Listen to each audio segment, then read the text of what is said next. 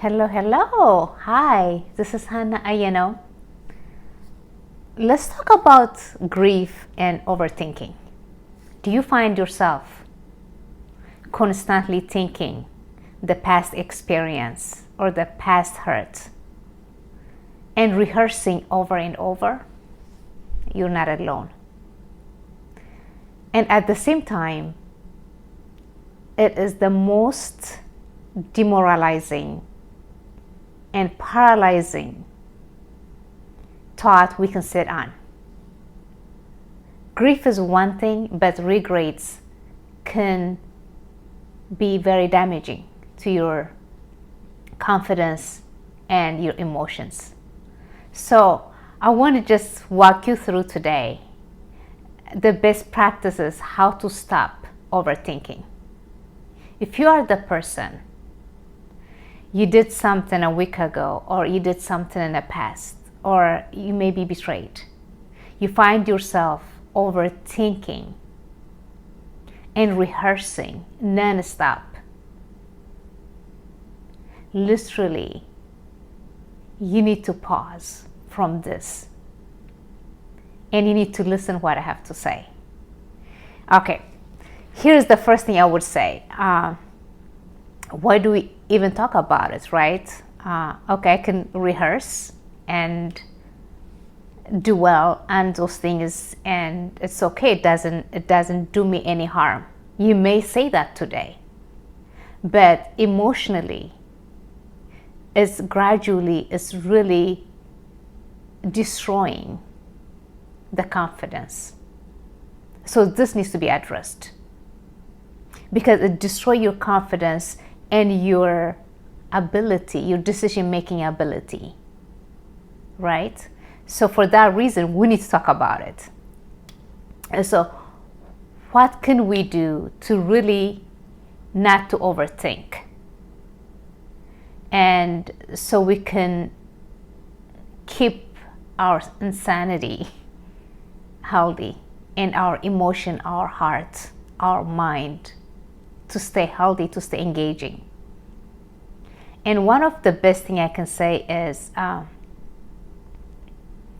even when you go through this rehearsing moment and try to really think the best scenario, consider the best scenario.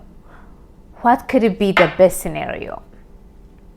And that means instead of looking into how the person betrayed you or what kind of foolish mistake you made, and instead of saying I could have done differently, I should have known better, and I can't believe I allowed this to myself, all those are really not helping you.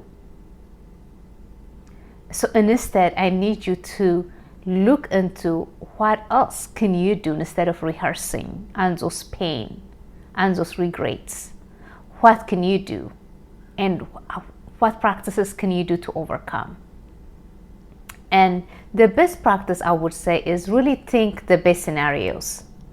That means look into what can I learn from it, and what is God is really speaking in the situation, and what area do I need to be more guarded, and what area do I need to cultivate myself to be stronger and a better person. And instead of looking into I can't believe I allowed this myself, I can't believe I should have known. Okay, that is yesterday. What can you do today? So think the best scenarios. So those scenarios will be, what have I learned? And what could be the best scenarios, right? Let's say, instead of saying, I can't believe I let this happen, and think about the solution. If the whole thing changed, what can you do better? What can you do differently today? So that should be the focus. The focus should be, okay, this is how I should have pursue or done or engage. For that reason, because you didn't know yesterday, today you know. Today you have more knowledge. You take that ownership and pursue what you have learned. So nothing will be wasted. And the second part is trying to grieve journaling. I tell you, journaling is one of the best. I have done it, and it's like my daily practice, to be honest. And when something bothers me, I usually go back and sit down. I write down everything that needs to be. It doesn't need to be perfect. It just needs to be addressed. It's about really dumping your emotion and addressing. As you write it down, you will know, because you can really look between those lines and understand what went wrong more than anything. And then it gives you a confidence, or it gives you a comfort, exactly what area you invested and what area you didn't invest. Sometimes we invest in a wrong person. Sometimes we invest in a wrong business. And sometimes we invest our time, right? So all those it could be because we didn't know any better, because you didn't know. You thought it would work out, but it didn't work out the way it's expected. But now it didn't work out. And instead of deteriorating your confidence, learn from it. And journaling is the best way of addressing those emotions. And it will help you to, instead of sitting down and worrying and listing it on a paper, it makes a huge difference. I've done it many times. I will continue to do it. And the other part is the practice gratitude and forgive yourself. Gratitude is the best part. It's the gratitude. It just helps you to really, it reminds you you're a human being. You are a fragile human being. That means you will make mistake. You made mistake, and everyone else do make mistakes, right? So coming from that place, really understanding from that place. But the problem is, truth to be told, usually when we are practicing forgiveness, first we need to forgive ourselves. Often a person if you hold yourself, I can't talk. If you hold yourself in hostage from the past experience, then I need you to learn and to really understand that area, the hurt that you experienced, the betrayal that you faced. What does that make you feel like? How do you feel? And what did you learn from it? If you're still processing, it's perfectly fine, but understand, what did I learn from it? And what kind of healing do I need? Forgiveness is not something we can just get up, I forgive myself, that's it. No, it's most of the time we hold ourselves in hostage.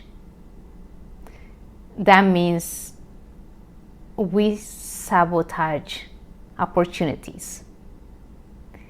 And when a person is putting himself or herself in hostage, that person is in stagnation.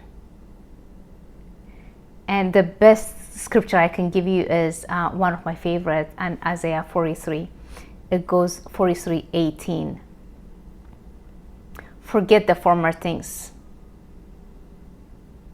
or consider not the former things. Don't you see it? I'm doing a new thing. Don't you perceive? I'm doing a new thing in your life.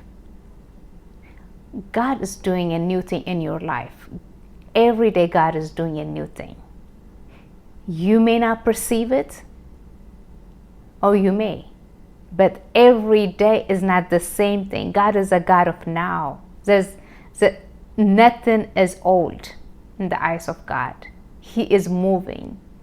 But when we have lack of clarity, when we are not processed information, betrayal, griefs, disappointment, rejection with the right tools, it's easy to miss and not to see. And it's easy to be blinded and to see from a place of limitation.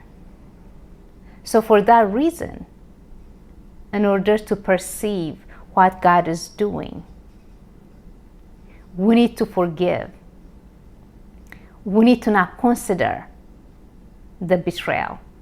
Just because you are betrayed, just because the business didn't work, or just because your career didn't go the way you out or you expected to be, it doesn't mean you don't need to try it again. Try again and again and again. But when you try it again, not in a place of contempt, not in a place of unforgiveness, in the place of freshness and empowering yourself, knowing that you are still alive, there's purpose in you, life happens, but it's your opportunity and it's your responsibility to address those areas and overcome from that place, whatever that might be. But the key is really letting it go yesterday and embracing today. So that's the practice. But it's very easy to just say it and done. It's a continuous practice that needs to be cultivated and engaged and requires intentionality.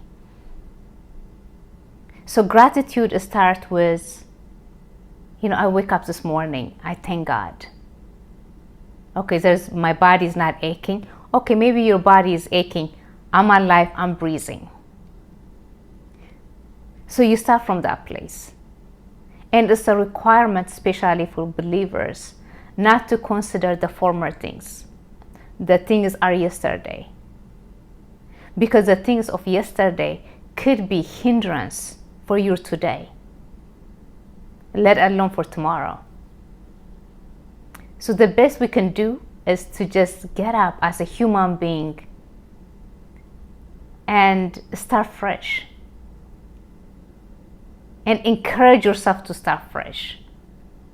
But that only can be done if you process and forgive yourself. And if you show gratitude, even the circumstance that you experienced, the pain that you went through, the betrayal, the rejection, those, you can even find gratitude because you learned something. It's not a waste. Right? Now you can even do it in a much better way. So keep that in mind. Forgive yourself and practice gratitude. And always surround yourself with people who really uplift you and comforts you. The other one is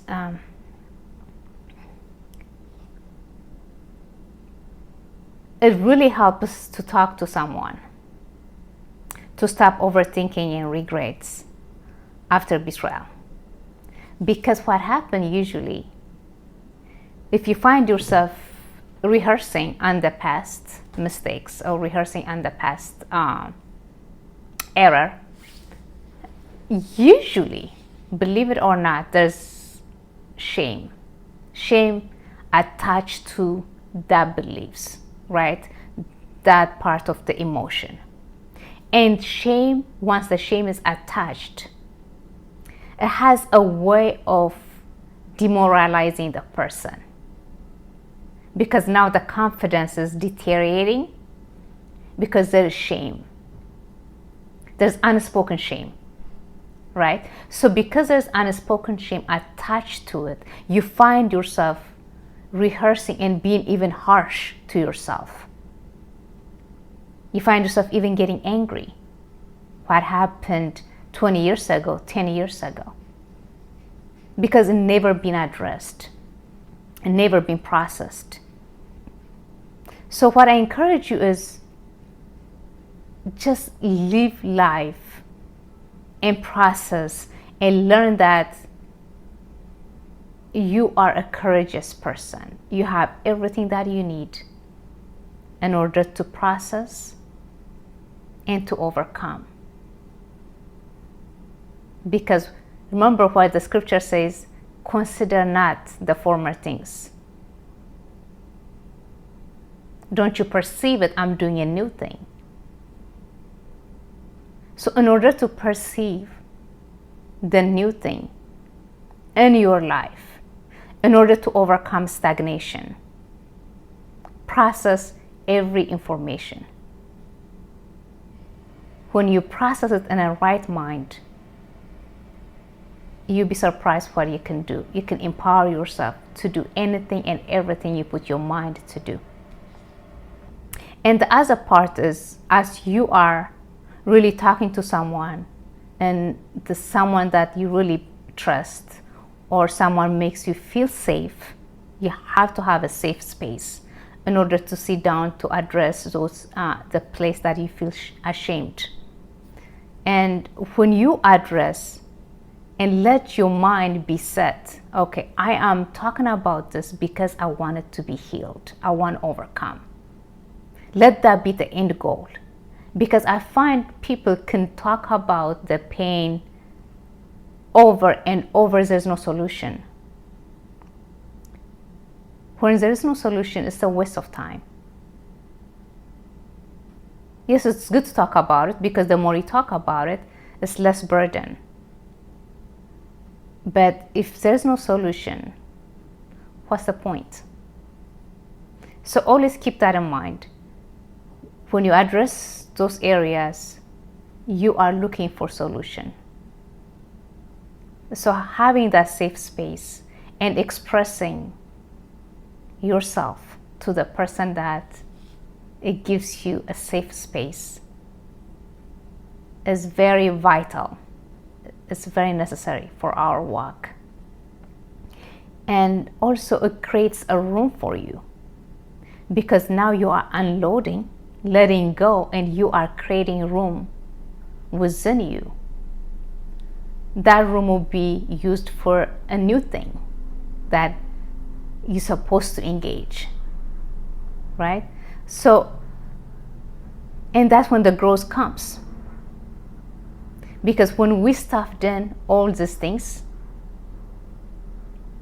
and it's hard to be creative, it's hard to be compassionate, it's hard to be kind. The person can fake it, but the authenticity of being compassionate is not there, because the person is stuffed with griefs and regrets and pain, and that needs to be pulled out one by one, and life will be much easier, and you can create a better life for yourself, because you are uniquely made for this time. So your healing is required in order to see yourself the way you are created, in order to see your ability, in order to perceive the things that you're supposed to do on this earth, in order to pursue the life that you desire without expecting, oh, the other shoe is going to drop. Because that's unhealed heart. Every time when you are engaging something, if you're expecting the other shoe is going to drop, there's unhealed heart within you is speaking and convincing you this is not going to work. This is going to be the same again. And oh, I just don't want to be ashamed again. Silence those voices. I encourage you to process information, unload all those you stuffed in for years and years and years. And when you unload it, it gives you the room to be more creative, more courageous, more authentic, more kind and compassionate person. So learn how to grieve properly and put timeline, put boundary, and learn how to overcome. Practice journaling and share the emotions that you carry. If you do these things, you're not going to be afraid to make another mistake, because you will take it as a leverage, as a lesson, and which expands you and help you to grow emotionally, even spiritually. It helps you to grow because now you understand, recognize who you are, and it gives more room for your growth. Thank you for listening, Hannah, and subscribe and like. Thank you for your support.